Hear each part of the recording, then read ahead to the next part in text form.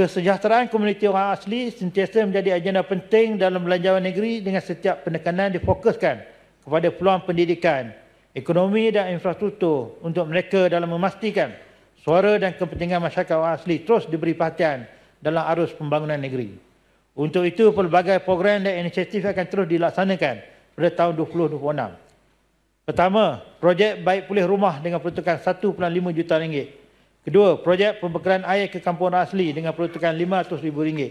Ketiga, program penyerahan baku makanan untuk masyarakat orang asli dengan peruntukan RM2.63 juta.